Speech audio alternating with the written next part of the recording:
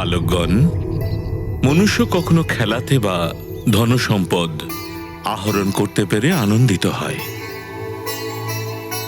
বাহ্যিক সুখের পেছনে ছুটতে ছুটতে সারা জীবন তার কেটে যায়, আর শেষে সুখ আর শান্তির খোঁজে সে মন্দির আর তীর্থকে খোঁজে। কিন্তু এই সত্যের আভাসটুকু তার থাকে না যে তার সব থেকে বড় মন্দির এবং পবিত্র তীর্থক্ষেত্র তার গৃহাভ্যন্তরেই আছে। আর সেই মন্দির আর তীর্থ স্বয়ং তাদের মাতা পিতা। হনুমান, মাতা পিতার সেবা করে যে আনন্দ পাওয়া যায় তা সমস্ত সুখের থেকে বড় তো বটেই, তার সাথে মনুষ্যকে মোক্ষ প্রাপ্তির অধিকারও দিয়ে দেয়। আপনি সত্যি বলছেন। ঠিক এইরকমই সুখ মার্কণ্ডেয়ও পাচ্ছিলেন। মাতা পিতা অত্যন্ত প্রসন্ন ছিলেন, কিন্তু তাদের প্রসন্নতার মধ্যে এক অদৃশ্য যন্ত্রণা লুকিয়ে থাকত, যা তাদের সারাক্ষণ কষ্ট দিত। সময় তার নিজস্ব গতিতে চলতেই থাকে। মার্কণ্ডেয়র জীবনে 10 বছর পূর্ণ হতে চলল। হ্যাঁ ঋষিবর, তারপরে উনি কি করলেন?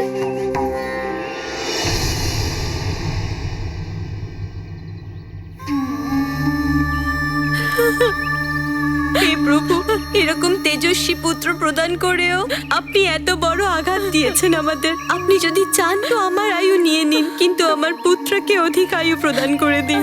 হরি ওম। পিতাশ্রী,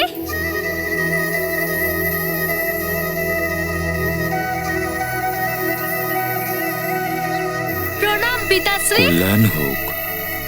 দাও পিতাশ্রী, এগুলো আমাকে দাও, আমি রেখে আসছি, আমি এক্ষুনি আসছি।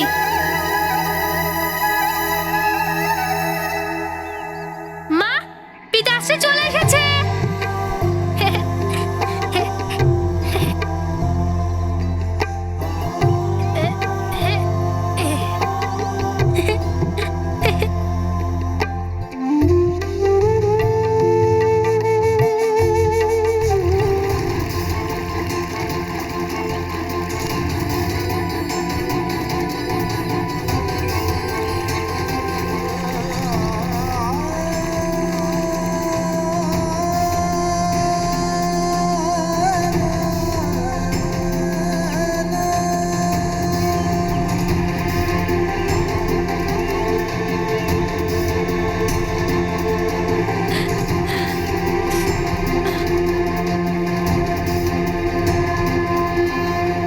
আপনি তো ঋষিমশাইয়ের আশ্রমে যেতেন স্বামী, তাহলে এত শীঘ্র কি করে ফেরত এলেন? পথে ঋষি ব্রহ্মকেশের শিষ্যরা জানালেন তাঁদের গুরু আমাদের কুটিরের দিকেই আসছেন, তাই আমি ফিরে এলাম। ওনাকে স্বাগত জানানোর ব্যবস্থা করতে হবে।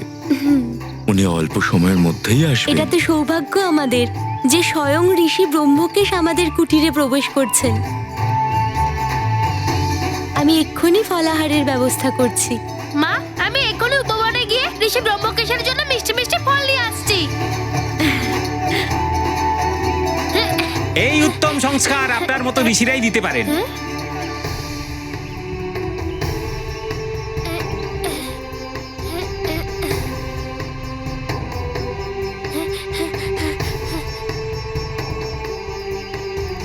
প্রণাম ঋষি ব্রহ্মকেশ। কল্যাণ হোক ঋষিবর মৃকণ্ডু। আপনাকে আমাদের কুটিরে স্বাগত জানাই মহর্ষি। আমাদের কুটির ধন্য হয়ে গেল আপনার পাদস্পর্শে। আপনার পুত্র তো বড়ই মেধাবী। ওর প্রশস্ত কপাল, দর্পতে উচ্ছল মুখমণ্ডল আর নম্রতাতে নিমিলিত নেত্র, আপনার পুত্র তো আমার মন ভরিয়ে দিয়েছে। ঋষিবর, মার্কণ্ডেয়কে পরবর্তী শিক্ষার জন্য আমার গুরুকুলে পাঠিয়ে দেবেন। এ আমার পরম সৌভাগ্য হবে, এমন তেজস্বী পুত্র আমার শিষ্য হলে।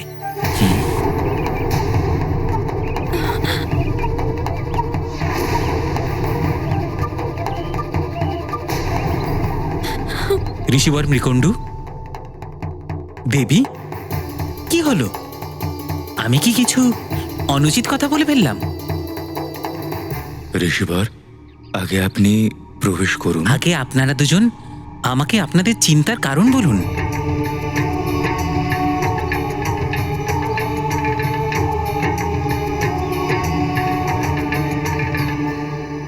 মহর্ষি, আমাদের জীবনে সৌভাগ্য তো এসেছে, কিন্তু সঙ্গে এসেছে দুর্ভাগ্যের কালো ছায়া। আপনার মতো মহান তপস্বীর কথায় এমন নৈরাশ্য? ঋষিবর, আশাই তপস্বীদের আভূষণ হয়ে থাকে, নিরাশা তো সাধারণ মানুষের জন্য। কিন্তু আপনি... মহর্ষি, আমি একজন পিতাও, এমন এক পুত্রের পিতা যার আয়ু শীঘ্র অন্ত হতে চলেছে। মাত্র 10 বছরের আয়ুই পেয়েছে আমার পুত্র, আর কিছুদিন মাত্র আছে আমার পুত্রের কাছে। 10 বছর ধরে এক একটা দিন, এক একটা মুহূর্ত গুনছি। প্রত্যেকটা মুহূর্ত ভাবছি যে মৃত্যুর মুহূর্তটা আমার পুত্রের নিকটে আসছে কেবল।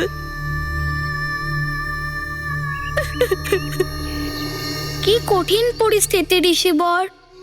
মাতা পিতার কাছে এর থেকে বড় কষ্ট আর কি হতে পারে, যে উনি নিজের পুত্রের মৃত্যুর জন্য প্রত্যেকটা মুহূর্ত গণনা করেন। হ্যাঁ হনুমান, যদি মাতা পিতার ক্ষমতা থাকতো তো তারা নিজেদের প্রাণ দিয়েও তাদের পুত্রকে বাঁচাতেন। কিন্তু মহাকালের সামনে সব বিবশ হয়ে পড়ে। কালকে কে আটকাতে পারে? চেষ্টা করেও তো কালকে আটকানো যায় না। অবশেষে সেই দিন এসে গেল, যে দিনের কথা মনে করলেই তারা ভয়ে একেবারে কেঁপে উঠতেন।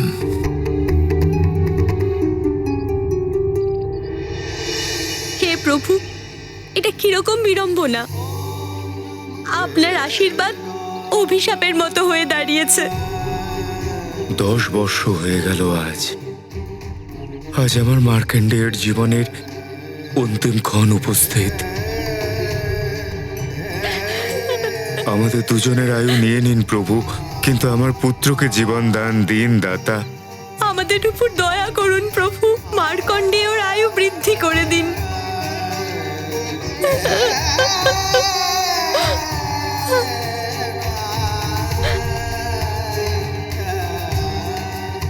মা, পিতাশ্রী,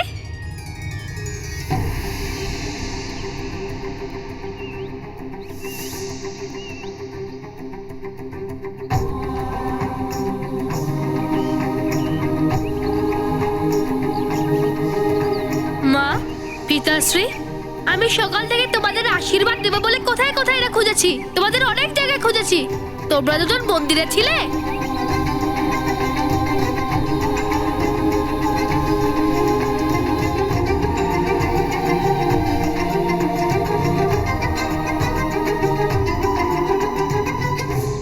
আশীর্বাদ করো, আজকে তোমাদের পুত্র 10 বছরে পদার্পণ করেছে।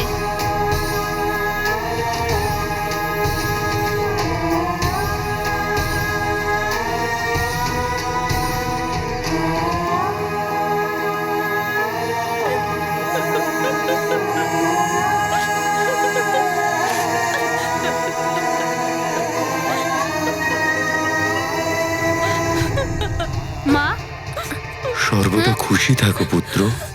মায়ের কি হয়েছে পিতাশ্রী? কিছু না পুত্র, খুশিতে হয়তো চোখে জল এসেছে।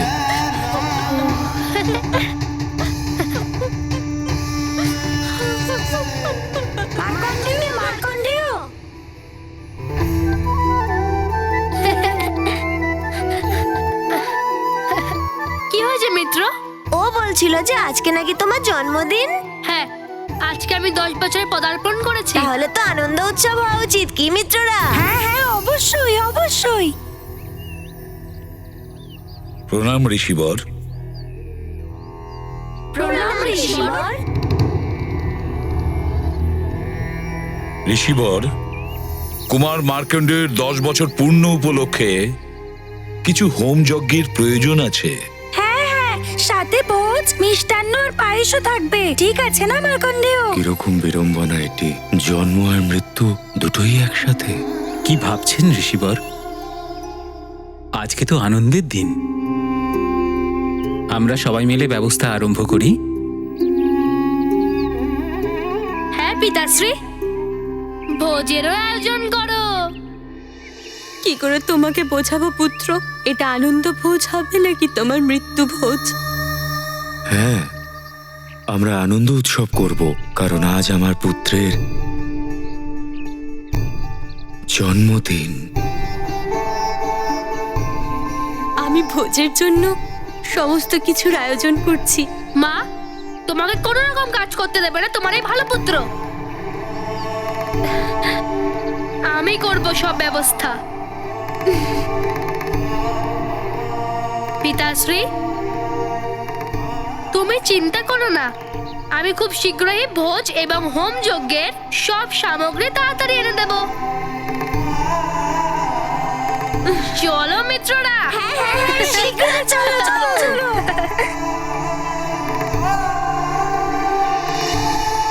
ঋষিবর, মার্কণ্ডেয় ঋষি উৎসাহ দেখে তো এইটা মনে হচ্ছে যে উনি এটা জানেই না যে ওনার আয়ু সমাপ্ত হতে চলেছে। হ্যাঁ হনুমান, যদি মনুষ্য কোনোভাবে তার স্বল্পায়ু হওয়ার আভাস পেয়ে যায় তবে জীবনের শেষ কটা দিন সে মনমরা হয়ে থাকে। সেই জন্য মার্কণ্ডেয়র মাতা পিতা তাকে এই বিষয়ে কিছু মাত্র বলেননি। কিন্তু জানো তো হনুমান, সত্য অপ্রকাশিত থাকে না। ক্ষমা করবেন ঋষিবর, এটা আমি জানতাম না যে আজকে মার্কেন্ডেয়ের জীবনের শেষ দিন। আমি কি করে নিজের পুত্রকে নিজের চোখের সামনে অন্তিম নিঃশ্বাস ফেলতে দেখব? কোনো তো একটা উপায় হবে আমার পুত্রের জীবন বাঁচানোর।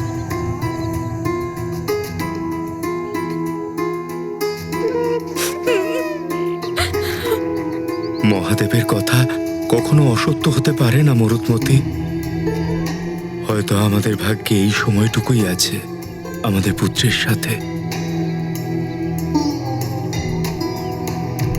আমার সরল সেতু পুত্র মার্কণ্ডেয় তো নিজের জন্মদিনের আয়োজনে ব্যবস্থাতে ব্যস্ত। আমার পুত্র তো জানেই না যে আজকের দিন ওর জীবনের অন্তিম দিন।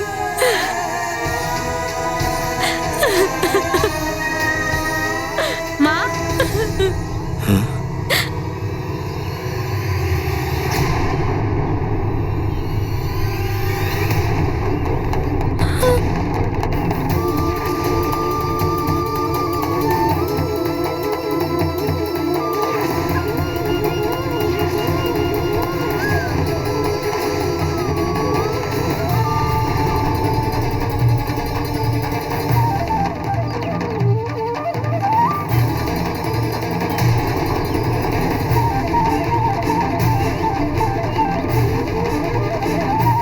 মা,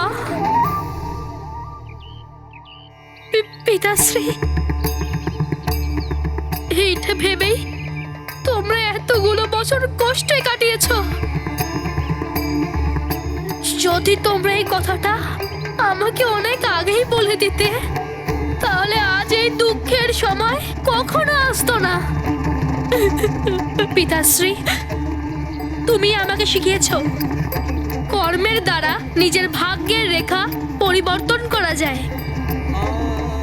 আমি তাহলে অবশ্যই কিছু করে নিতাম।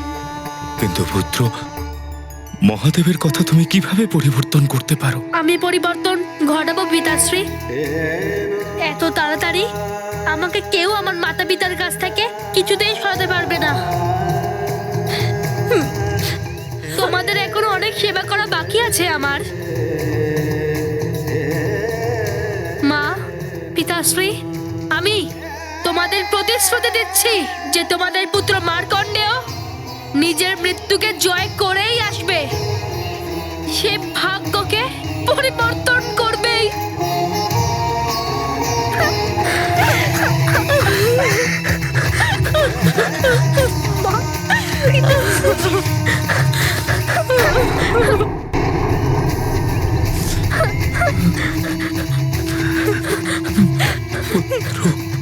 পুত্র মার্কণ্ডেয়,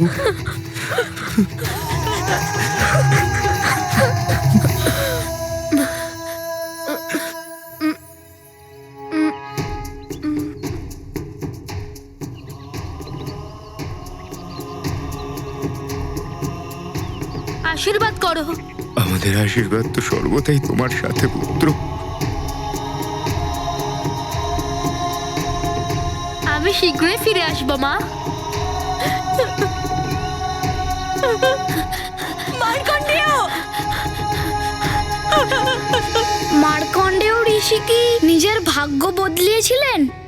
মাতা পিতার কাছে দেওয়া প্রতিশ্রুতি পূর্ণ কি করতে পেরেছিলেন? মার্কণ্ডেয় তার পিতামাতাকে প্রতিশ্রুতি তো দিয়েছিলেন, কিন্তু স্বয়ং উনি নিজেই জানতেন না যে সেই প্রতিশ্রুতি কি করে পূর্ণ করবেন। হ্যাঁ ঋষিবর, তারপরে উনি কি করেছিলেন? হ্যাঁ ঋষিবর, বলুন না। হ্যাঁ ঋষিবর, বলুন বলুন। ব্যাস, দুঃখিত মন নিয়ে বালক মার্কণ্ডেয় বেরিয়ে পড়লেন নিরুদ্দেশের পথে।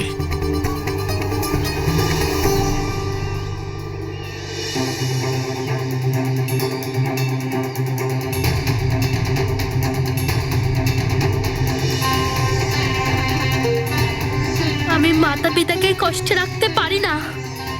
কি করি আমি? হে মহাদেব, আপনি আমাকে এই জন্ম দিয়েছেন, এখন আপনি আমাকে কিছু উপায় বলে দিন।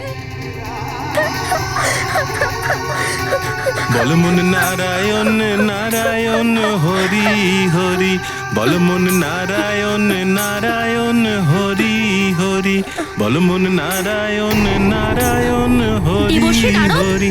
দাঁড়ান। আপনাকে প্রণাম দেবর্ষি।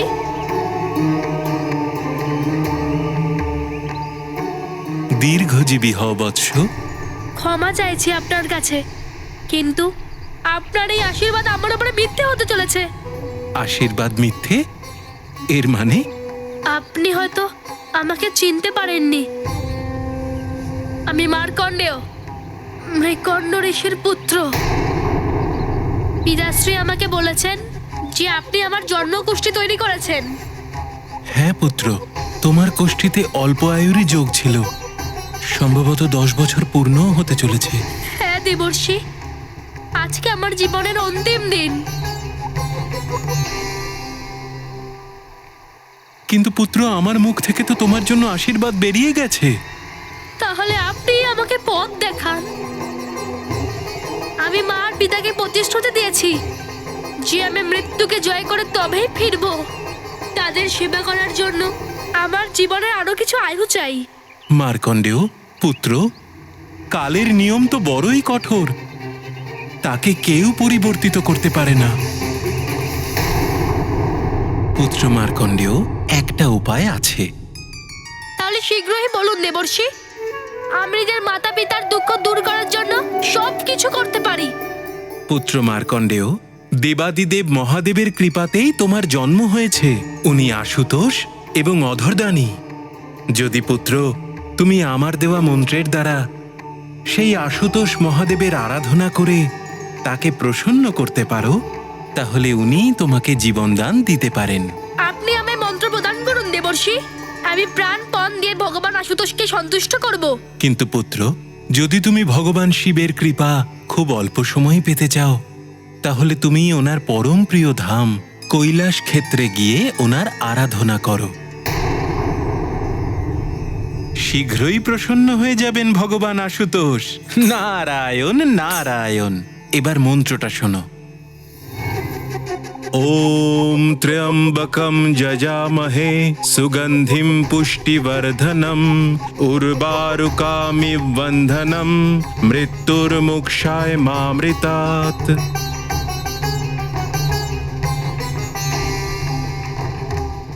আমি এখনই কৈলাস ক্ষেত্রে গিয়ে ভগবান শিবের আরাধনা শুরু করব।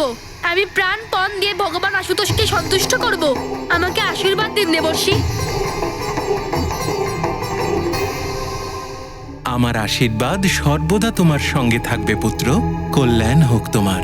মন্ত্রটা স্মরণে রেখো। নারায়ণ নারায়ণ। কিন্তু ঋষিবর, দেবর্ষি নারদ মার্কণ্ড ঋষিকে যে মন্ত্র দিয়েছিলেন, এই মহামৃত্যুঞ্জয় মন্ত্রের মধ্যে কি আছে যে স্বয়ং দেবর্ষি নারদ মার্কণ্ডে ঋষিকে এই মন্ত্র দিলেন?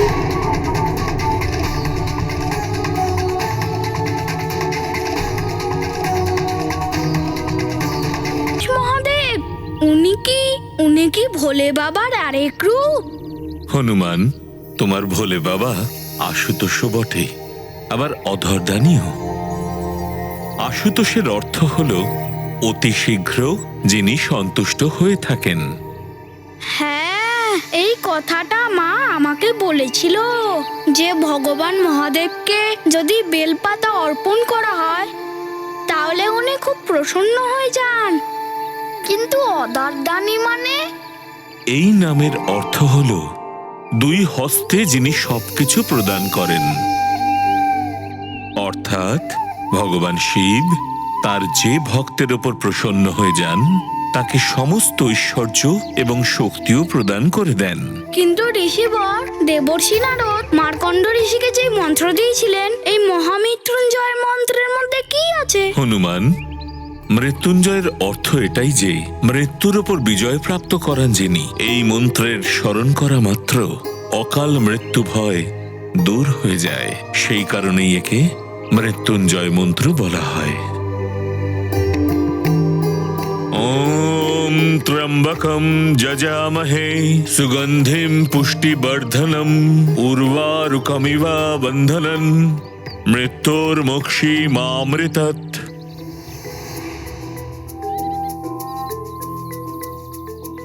মৃত্যুকে জয় করা, এটা নিশ্চয় সর্বশ্রেষ্ঠ মন্ত্র। ঋষিবর, আপনি এই মন্ত্রের বিষয় বিস্তারিত ভাবে বলুন আর হনুমানের এই মনের আশা শান্ত করুন। অবশ্যই, মন্ত্রতে ৩৫টি অক্ষর আছে। ৩৫টা অক্ষর? হ্যাঁ, বালকগণ, অক্ষরকে ব্রহ্ম বলে মানা হয়। হ্যাঁ ঋষিবর, আমার মনেই আছে। মা আমাকে বলেছিল এই অক্ষর বর্ণর ব্যাপারে যখন সর্বপ্রথমে আমার মা ওম লেখা শিখিয়েছিল। ওমই হলো ব্রহ্মনাদ, এর দ্বারাই সমগ্র সংসার রচিত হয়েছে। বালকগণ, এই মন্ত্রের ৩৩টি অক্ষর ৩৩টি ব্রহ্ম অর্থাৎ ৩৩টি দেবতার প্রতীক। मारुति उत्सुक शिव संज्ञान, चाहे आशुतोष का ज्ञान। शीघ्र तुष्ट जो आशुतोष वो, अवठर दानी शिव निर्दोष वो। मुनि मतंग समझाते उनको, ज्ञान समुद्र कहे जग जिनको। महामृत्युंजय महिमा न्यारी, हनुमत मन सब संशय हारी। गाथा महाबली हनुमत की, रुचिकर लीला राम भगत की। जय जय जय रघुनंदन राम, जय जय जय महाबली हनुमान। কিন্তু ঋষিবর, এই মন্ত্রের মৃত্যুর ক্ষেত্রে কিভাবে সম্ভব হয়? হনুমান, এই মন্ত্র উচ্চারণের সঙ্গে সঙ্গেই ওই সকল ৩৩ ব্রহ্ম অদৃশ্য রূপে রক্ষা করার জন্য তৎপর হয়ে ওঠেন। এই সমস্ত তোমরা যখন পরবর্তী কাহিনী শুনবে সব জানতে পারবে। বালকগণ, এখন পরবর্তী কাহিনী মন দিয়ে শোনো। দেবর্ষি নারদ অন্তর্ধান হতেই মার্কণ্ডেয় গিয়ে পৌঁছলেন কেদার ক্ষেত্রে। সেখানে উনি নিজের হাতে শিবলিঙ্গ নির্মাণ করে তারপর ভগবান শিবের আরাধনা আরম্ভ করে দিলেন। ওম ত্রয়ম্বকম যজামহে সুগন্ধিম পুষ্টিবর্ধনম উর্বারুকমিব বন্ধনান মৃত্যুর্মুক্ষীয়মামৃতাৎ। কিন্তু ঋষিবর, মার্কণ্ডেয় ঋষির তো জীবনের শেষ দিন ছিল। তারপর উনি আর কতদিন তপস্যা করলেন? হনুমান, আরাধনার জন্য কোনো নির্দিষ্ট সময়সীমা হয় না। আরাধনাতে ভক্তি, শ্রদ্ধা এবং সমর্পণের গভীরতা কতটা আছে তার উপরই মন্ত্রের সফলতা নির্ভর করে। মার্কণ্ডেয় অবিলম্বেই মন্ত্রের জপ শুরু করে দিলেন। ওম ত্রয়ম্বকম যজামহে সুগন্ধিম পুষ্টিবর্ধনম উর্বারুকমিব उर्वारुकमिव बन्धनात् मृत्युर्मुक्ष्यमामृतात् ॐ त्र्यम्बकं यजामहे सुगन्धिं पुष्टिवर्धनम् उर्वारुकमिव बन्धनात् मृत्युर्मुक्ष्यमामृतात्। তাহলে সত্যি মার্কণ্ড ঋষির কাছে বাঘে কি আসছিল? হ্যাঁ হনুমান, উনি যে মুহূর্তে জপ শুরু করলেন ঠিক সেই মুহূর্তেই কাল বাঘের রূপ ধারণ করে মার্কণ্ডেয়ের দিকে ধাবিত হলো। ॐ त्र्यम्बकं यजामहे सुगन्धिं पुष्टिवर्धनम् उर्वारुकमिव बन्धनात् मृत्युर्मुक्ष्यमामृतात् ॐ त्र्यम्बकं यजामहे सुगन्धिं पुष्टिवर्धनम् उर्वारुकमिव बन्धनात् मृत्युर्मुक्ष्यमामृतात् ॐ त्र्यम्बकं यजामहे सुगन्धिं पुष्टिवर्धनम् उर्वारुकमिव बन्धनान् मृत्युर्मुक्ष्यमामृतात् ॐ त्र्यम्बकं यजामहे सुगन्धिं पुष्टिवर्धनम् उर्वारुकमिव बन्धनान् मृत्युर्मुक्ष्यमामृतात् ॐ त्र्यम्बकं यजामहे सुगन्धिं पुष्टिवर्धनम् उर्वारुकमिव बन्धनान्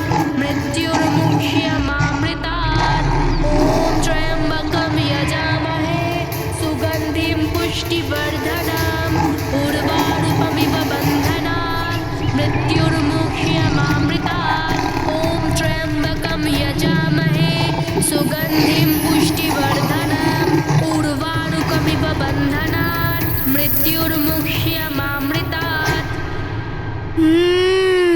দেবী মায়ের বাহন হলো সিংহ, উনি রক্ষা করেছিলেন মার্কণ্ড ঋষিকে। যখন ভক্ত পূর্ণ শ্রদ্ধা এবং ভক্তি নিয়ে তপস্যায় লীন হয় তখন প্রকৃতিও তাকে রক্ষা করবার জন্য তৎপর হয়ে ওঠেন। প্রকৃতি মাকেও তো দেবী মায়েরই অন্য এক রূপ বলা হয়। কালব্যাঘ্র যাবার পরে কি মার্কণ্ডেয় ঋষির মৃত্যু কি দীর্ঘায়ু হয়েছিল? শোনো হনুমান, কালের বিধান অটল এবং কঠোর হয়, যেটা সহজে পরিবর্তিত হয় না। নিয়ম ভাঙার দণ্ড হনুমানকে পেতেই হবে। আমি হনুমানকে দণ্ড দেবই দেব। যেখানে অনিয়ম সেখানেই জম। যদি কালদেব নিজের নিয়মে অটল থাকেন তাহলে মার্কণ্ড ঋষির নতুন জীবনদান কি করে পেত? খুব ভয়ঙ্কর পরিস্থিতির সৃষ্টি হয়ে গেছিল না? হ্যাঁ হনুমান, বিধানই কালের পরিচিতি। যমদেবের নিয়ম যত কঠোর তাকে ততটাই কঠোরভাবে পালন করান কালদেব। সেই জন্যে উনি মার্কণ্ডেয়ের কাছে নিজেই গিয়ে তার প্রাণ হরণ করবার নির্ণয় নিলেন। কালদেব নিরন্তর প্রয়াস করছিলেন, আর ওদিকে মার্কণ্ডেয় এসবের তো কিছুই জানতেন না। তিনি মন্ত্র জপে এতটাই বিলীন হয়ে গিয়েছিলেন যে ওনার কিছু অনুভব করবার ক্ষমতাই ছিল না। ধীরে ধীরে গাছের পাতা ঝরে সেই শুকনো পাতা ওকে ঢেকে ফেলল।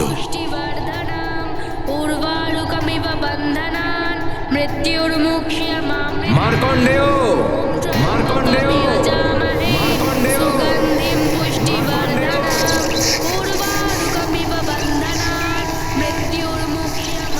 বালক মার্কণ্ডেয়, তোমার মৃত্যুর সময় উপস্থিত হয়েছে।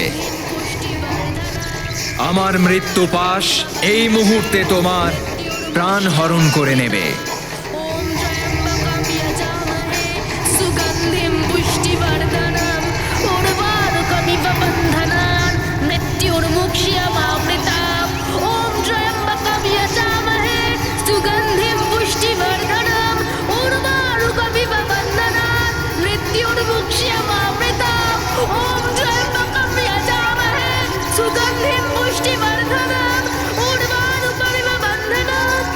এটা খুব ভালো করেছেন মার্কণ্ড ঋষি যে উনি শিবলিঙ্গ ধরে নিয়েছেন। বলতে গেলে মার্কণ্ড ঋষি বলে বাবার চরণে চড়ে গেছিলেন। হ্যাঁ হনুমান, ওনার ওই মন্ত্র শক্তি আর ভগবান শিবের ওপর পূর্ণ বিশ্বাস ছিল।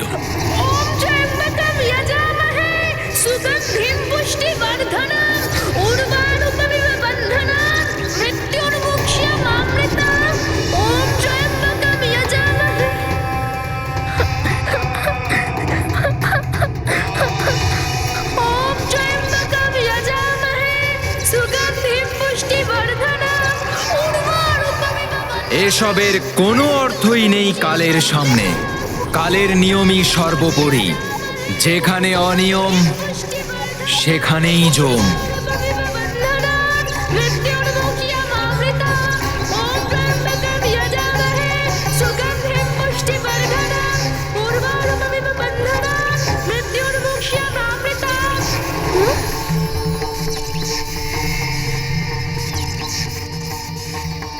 মহাদেব, উনি তো স্বয়ং মহাদেব।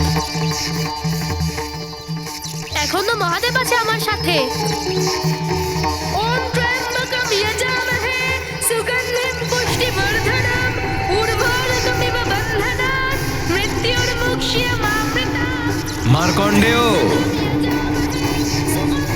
স্বয়ং মহাদেবও আমার থেকে তোমার প্রাণ বাঁচাতে পারবে না।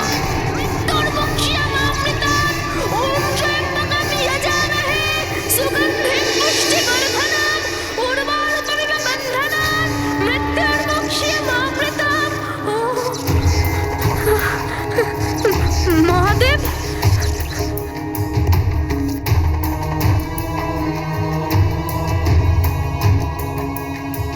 প্রণাম মহাদেব।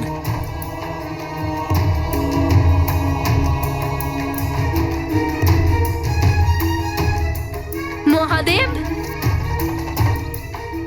আপনি আমার করুণ ডাক শুনতে পেয়েছেন? কোটি কোটি প্রণাম শিবশঙ্কর।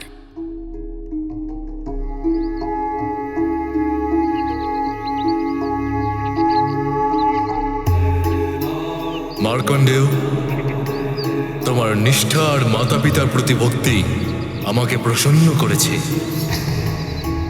পুত্র, বলো, কি বর চাই তোমার? মহাদেব, আপনার দর্শন পেয়ে আমার জীবন ধন্য হয়ে গেছে।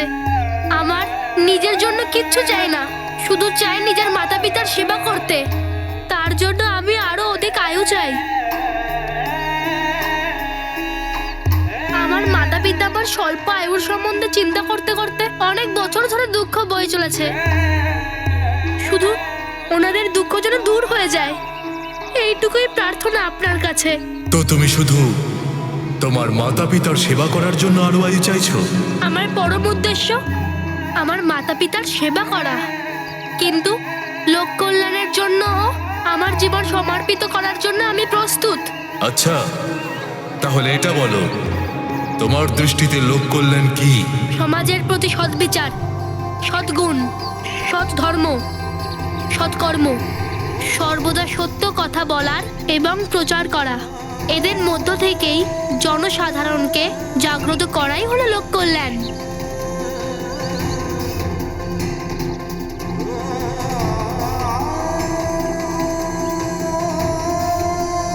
মার্কণ্ডেয়, তোমার তেজস্বিতা তোমাকে যুগ দৃষ্টান্ত মন্ত্রের অধিকারী করে তুলবে। আমি তোমাকে দীর্ঘায়ু হওয়ার বর প্রদান করছি।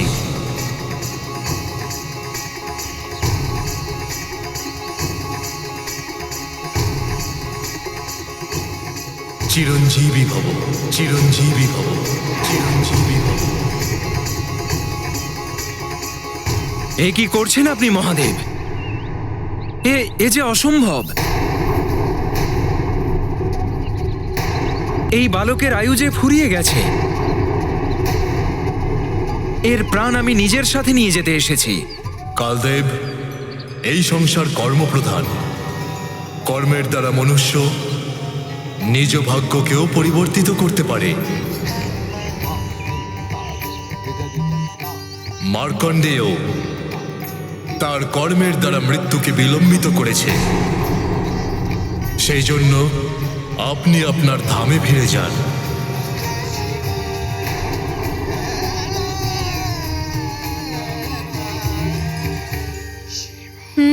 তেজস্বিতারই জয় হলো। শেষে মার্কণ্ডেয় ঋষি বরদান পেয়েই গেলেন। তারপর তো ভগবান মহাদেবের কথায় কালদেব নিজের ধামে চলে গেছিলেন, তাই না? না হনুমান, কালদেব কিন্তু ফিরলেন না।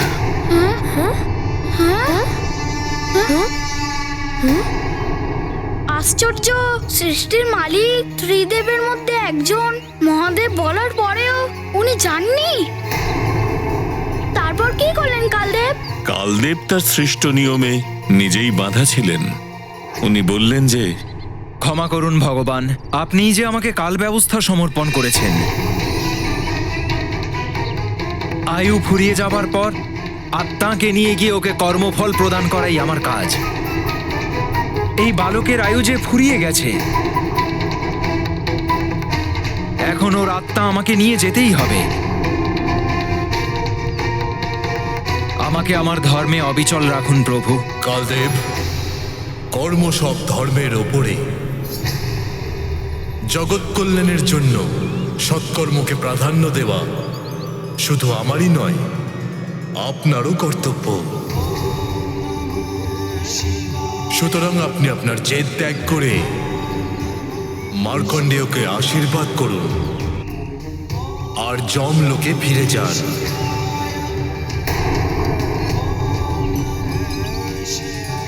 কিন্তু এতে যে কালের নিয়ম ভঙ্গ হয়ে যাবে মহাদেব। তো আপনি আপনার ধর্ম পালন করুন। আমিও জগৎ কল্যাণের ধর্ম পালন হেতু ওকে চিরঞ্জীবী হওয়ার বর প্রদান করেছি। আমি আপনার আর এই বালকের মধ্যে দাঁড়িয়ে আছি। আপনাকে আমার সম্মুখীন হতে হবে কালদেব।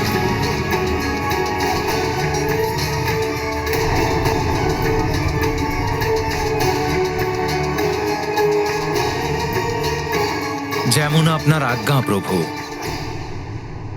আমি যে নিয়মের বন্ধনেই আবদ্ধ।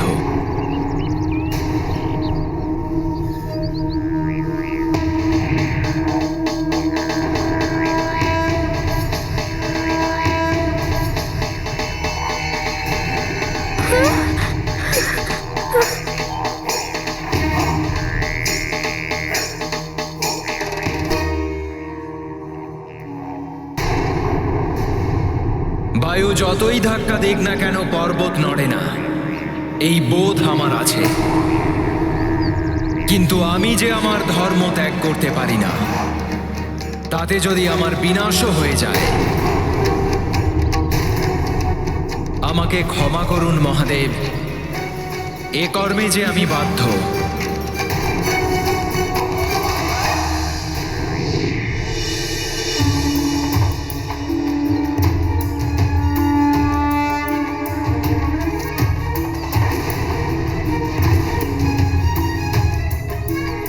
মার্কণ্ডেয়, পুত্র মার্কণ্ডেয়,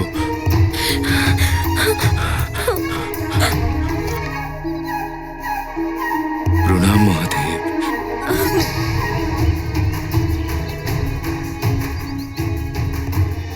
নারায়ণ নারায়ণ।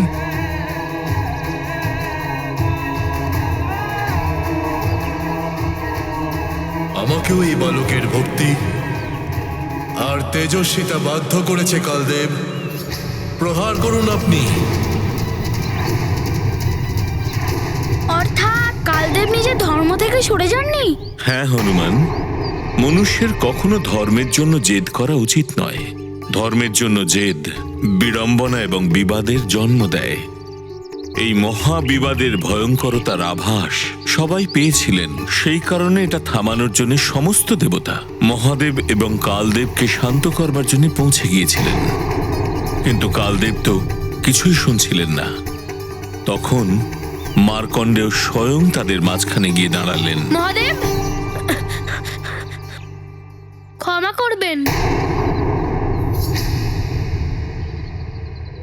আমি তো মাতা পিতার সেবা এবং জগৎ কল্যাণের জন্য আয়ু বৃদ্ধি করতে চেয়েছিলাম। কিন্তু যদি আমার এই আয়ু জগতের বিনাশের কারণ হয়ে দাঁড়ায়, তাহলে আমার এই আয়ু প্রয়োজন নেই।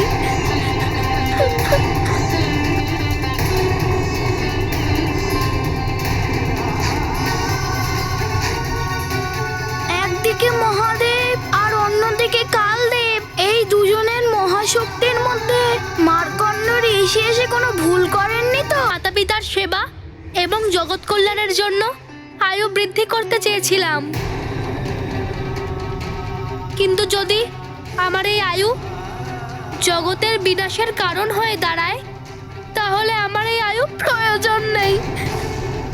আমি মৃত্যু স্বীকার করছি।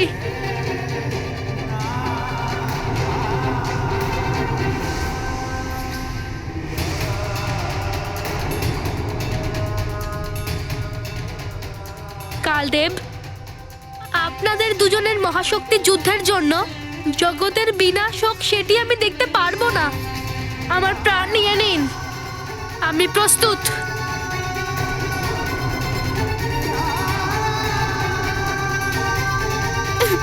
নারায়ণ নারায়ণ, পুত্রের মধ্যে পিতামাতার সংস্কারই পরিলক্ষিত হয়। এই 10 বছরের ছোট্ট বালকের মধ্যে এমন উচ্চ বিচার, এই রকম আত্মত্যাগের ভাবনা। কালদেব, দেবেশ্বর মহাদেবী আপনাকে কালদেবের পদে অধিষ্ঠিত করেছেন। মহাদেব যদি মার্কণ্ডেয়কে চিরঞ্জীবী হওয়ার বর দেন, তাহলে আপনার তো আপত্তি হওয়ার কথা নয়। জগতের কল্যাণের জন্য এই বর দেওয়া হয়েছে। এতে বাধা দিয়ে আপনি জগৎ কল্যাণে প্রতিবন্ধকতা সৃষ্টি করছেন। কিন্তু যমের নিয়মের কি হবে? যদি আপনি আপনার নিয়ম সর্বোপরি মনে করেন, তাহলে আমি প্রস্তুত। নিয়ে নিন আমার প্রাণ, কিন্তু আমার জন্য কোনো রকম যুদ্ধ যেন না হয়।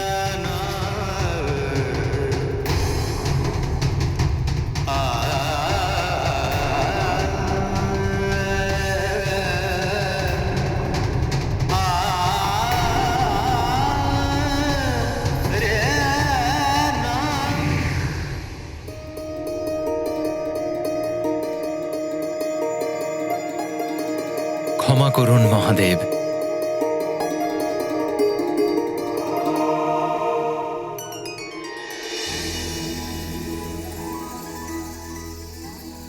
আজ মার্কণ্ডেয়ই আমাকে অন্যায়ের হাত থেকে রক্ষা করেছে। ধর্ম পালন তো করাই উচিত, কিন্তু জগতের কল্যাণ আর পরোপকারের মূল্য দিয়ে নয়।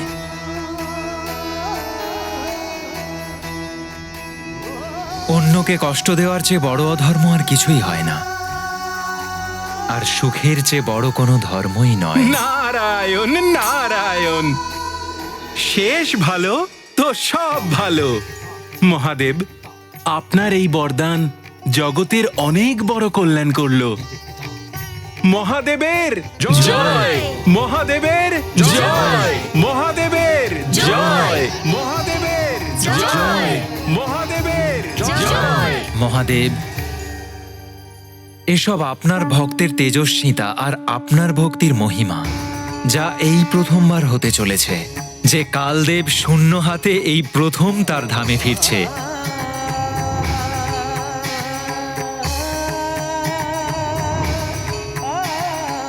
আমার কীর্তির জন্য আমি আপনাদের সবার কাছে ক্ষমা চাইছি।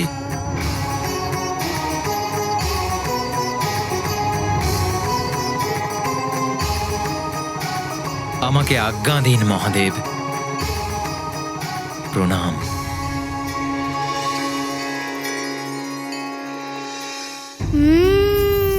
শেষ ভালো তার সব ভালো। অবশেষে মার্কণ্ড ঋষি নিজের মৃত্যুকে দীর্ঘায়ু করতে সফল হলো। হ্যাঁ হনুমান, শিব ভক্তি আর মাতা পিতাকে সেবা করবার পুরস্কার পেলেন উনি।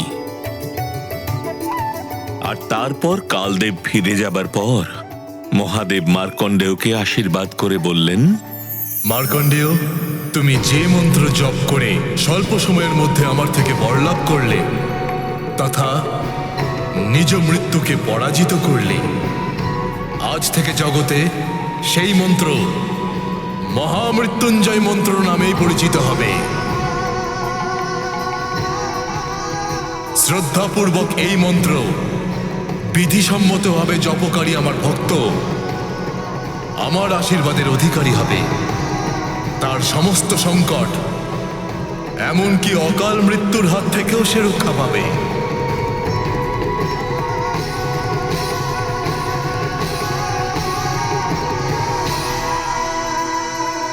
হে ভোলেনাথ, আপনি আমাকে জীবন দান করে আমাকে অনেক বড় উপকার করেছেন। আপনাকে শত কোটি প্রণাম মহাদেব। আপনাকে কোটি কোটি প্রণাম মহাদেব।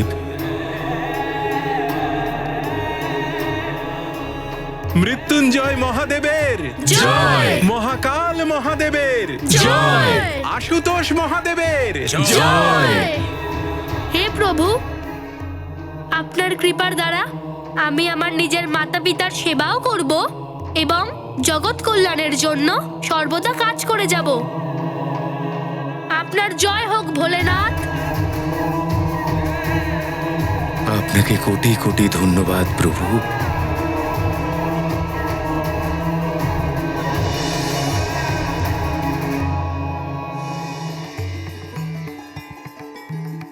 আপনাদের সকল দেবতাকে আমার প্রণাম। তোমার কল্যাণ হোক বৎস।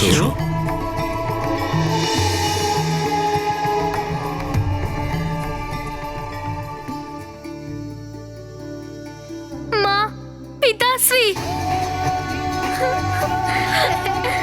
মার্কণ্ডেয় পুত্র আমার,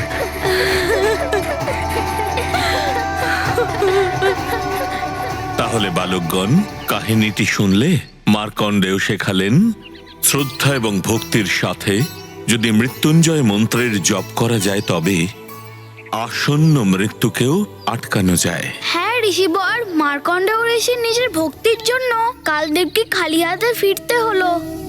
ঠিকই বলেছ হনুমান, নয়তো কালদেব কখনোই নিয়ম ভঙ্গ করেন না, বরং নিয়ম ভঙ্গকারীকেই দণ্ড দেন। হনুমানকে নিয়ম ভাঙার দণ্ড আমি অবশ্যই দেব। আর এটাই হলো সৃষ্টির নিয়ম, যেমন কর্ম তেমন ফল। তো হনুমান, কি শিক্ষা পেলে তুমি এই কাহিনী থেকে? শিক্ষা? হ্যাঁ ঋষিবর, আমি এই শিক্ষা পেলাম মানুষ চাইলে নিজের কর্মের দ্বারা নিজের ভাগ্যকে বদলাতে পারে, যেইভাবে মার্কণ্ডেয় ঋষি নিজের মৃত্যুকে জয় করলেন।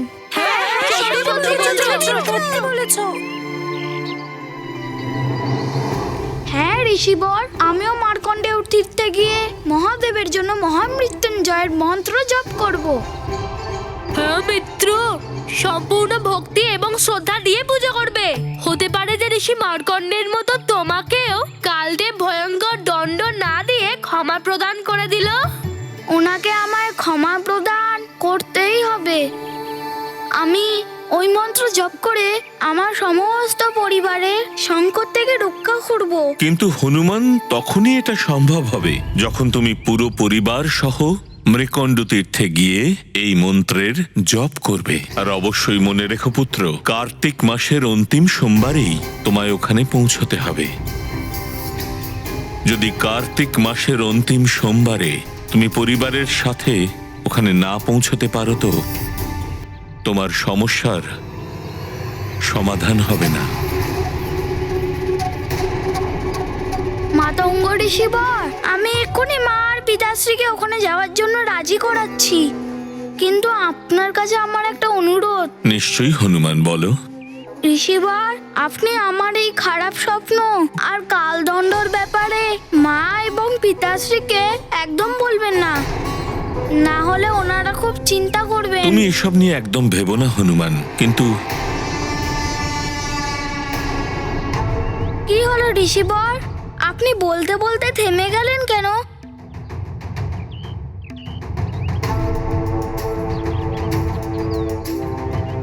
আসলে তোমায় সাবধান থাকতে হবে হনুমান।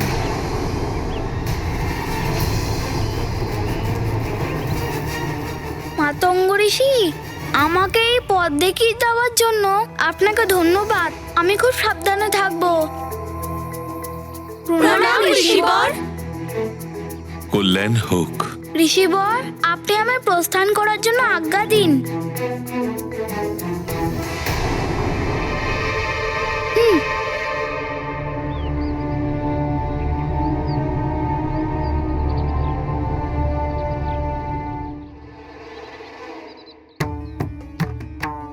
আবার কি হলো মিত্র, থেমে গেলে কেন? মিত্র, একটা অসুবিধা আছে। সবাইকে তীর্থে যাওয়ার জন্য কি করে রাজি করাবো? যদি কেউ এই বিষয় জানতে পারে, আমার এই খারাপ স্বপ্নের ব্যাপারে, ওই কালদণ্ডের ব্যাপারে, সবাই খুব চিন্তায় পড়ে যাবেন, বিশেষভাবে আমার মা। হ্যাঁ মিত্র, অসুবিধা তো আছেই, কিন্তু ঠিক সময় মতো পৌঁছানোটাও আবশ্যক মিত্র। হ্যাঁ, যেইভাবেই হোক না কেন মা আর পিতাশ্রীকে রাজি করাতেই হবে। হ্যাঁ, চলো। ওং ব্রহ্মদেবায় নমঃ। ওং ব্রহ্মদেবায় নমঃ।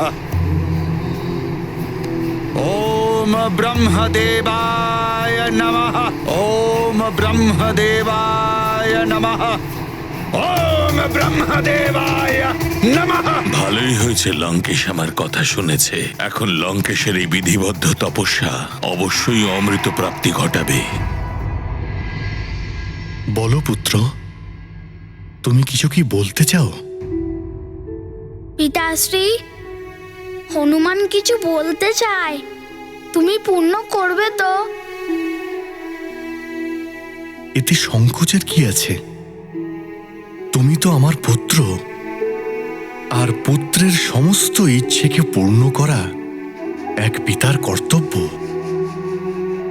বলো, কি ইচ্ছে তোমার পুত্র? পিতাশ্রী, হনুমানের এই ইচ্ছে যে মা, তুমি, দিদিমা আর আমার এই মাসি মার্কণ্ডেয়র তীর্থে গিয়ে মৃত্যুঞ্জয় মহাদেবের পুজো করতে চায়।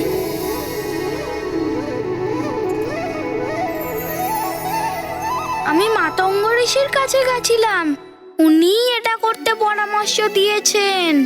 তোমরা সবাই যাবে তো মার্কণ্ডেয় তীর্থ?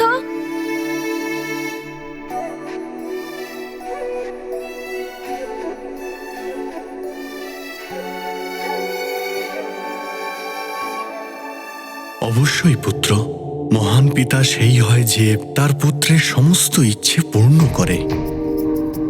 পিতা পুত্রের জন্য সব কিছু করতে পারে,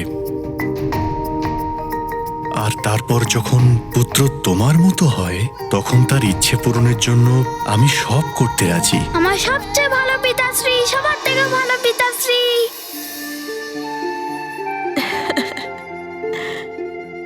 হনুমান, তুমি আমার মনের কথা বললে। আমারও অনেক দিন ধরে ইচ্ছে তীর্থযাত্রা করি সব্বার সঙ্গে। খুবই ভালো প্রস্তাব হনুমানের। কিন্তু পিতাশ্রী, আমাদের ওখানে যাবার জন্য প্রাতঃকালেই প্রস্থান করতে হবে। মাতঙ্গ ঋষি এটা বলেছেন, কার্তিক মাসের অন্তিম সোমবারে আমাদের ওখানে পুজো করতে হবে। তোমার ইচ্ছে অবশ্যই পূরণ হবে হনুমান। প্রাতঃকালের মধ্যে আমরা সব ব্যবস্থা করে ফেলবো যাওয়ার। মাতঙ্গ ঋষি অবশ্যই কিছু ভেবেই এই পরামর্শ দিয়েছেন। ঋষিবর মাতঙ্গ, উনি সবসময় আমাদের পরিবারের মঙ্গল চান। ওনার মতো ঋষি আমাদের পরিবার এবং রাজ্যের কল্যাণের জন্য পথ দেখিয়ে এসেছেন। এ তো আমাদের জন্য সৌভাগ্যের কথা। আমি এখনই মন্ত্রীমশাইকে সব ব্যবস্থা করতে বলছি। আমিও পথের জন্য ভোজনের ব্যবস্থা করে নিই। চলো মা আমার সঙ্গে। হ্যাঁ মা, চলুন। হনুমান, আমিও সকলের জন্য প্রয়োজনীয় জিনিসপত্র গোছগাছ করে রাখছি। কাল প্রাতঃকালেই বেরোতে হবে যে।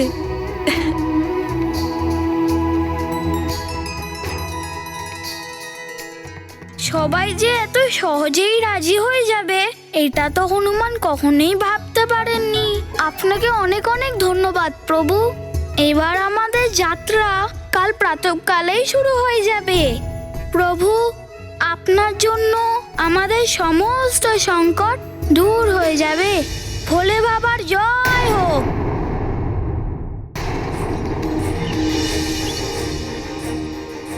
নাও পুত্র, এগুলো দান করো।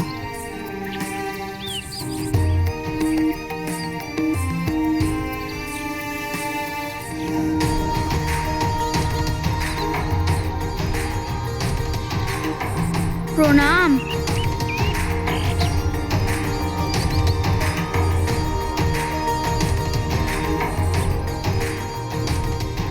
আমার সমস্ত সমস্ত মিত্ররাও চলে এসেছে। আমাদের বিলম্ব হয়নি তো মিত্র? না মিত্ররা, তোমরা একদম ঠিক সময়ে এসছো। পিতাশ্রী, যদি তোমার অনুমতি থাকে আমার সমস্ত মিত্ররা যেতে পারে আমাদের সঙ্গে। হ্যাঁ হ্যাঁ পুত্র হনুমান, এমনিতে তীর্থযাত্রা বন্ধু বান্ধবকে সঙ্গে করে নিয়ে যাওয়াই নিয়ম। এবার আমাদের শীঘ্রই বেরোতে হবে, যাতে আমরা সময় থাকতে আমাদের যাত্রা সম্পূর্ণ করতে পারি। আশা করি আমি সঠিক সময়ের মধ্যেই আমি তীর্থযাত্রা সম্পূর্ণ করব।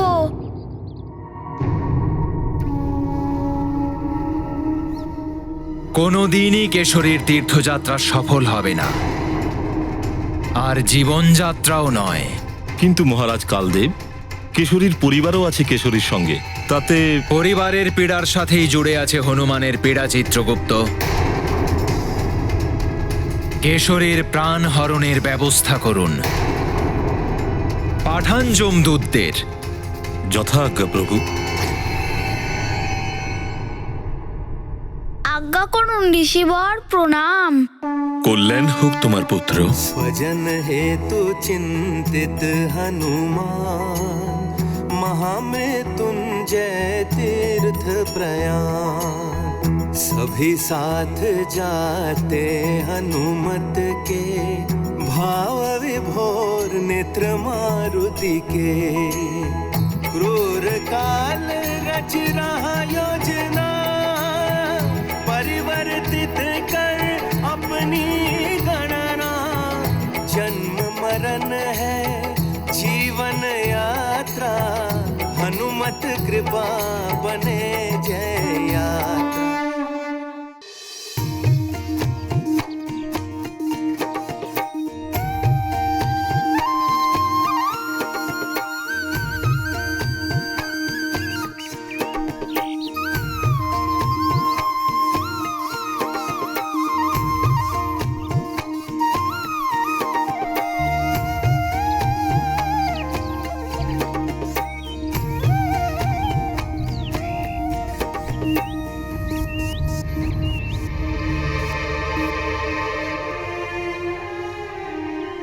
দিদিমা,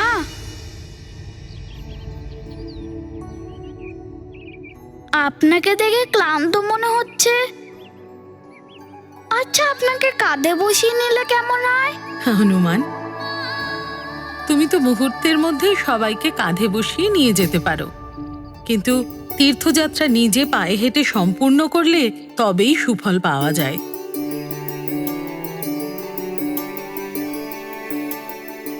দেখে মনে হচ্ছে সবাই ক্লান্ত খুব। আচ্ছা, কিছুক্ষণ বিশ্রাম নিলে কেমন হয়? অবশ্যই পুত্র হনুমান। এরপর পাহাড়ি রাস্তা পড়বে, যদি সেটাকে পার করতে হয় তো আমাদের বিশ্রাম করা খুবই প্রয়োজন। তারপরে আমরা পূর্ণ শক্তি নিয়ে এগোতে পারবো।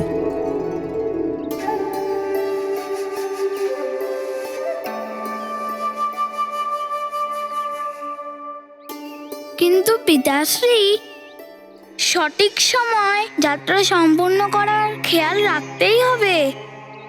চিন্তা করো না পুত্র, সব সময় অনুসারেই হবে।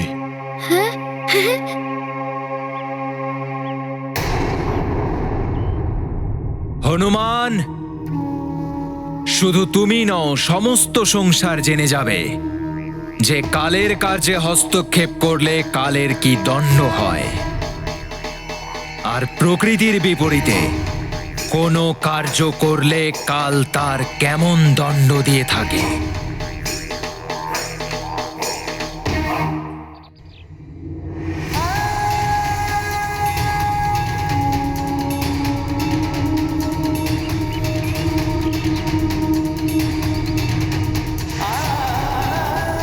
বিধানই হলো কালের পরিচিতি। যমের নিয়ম যতটা কঠোর, তাকে ততটাই কঠোরভাবে পালন করান কালদেব।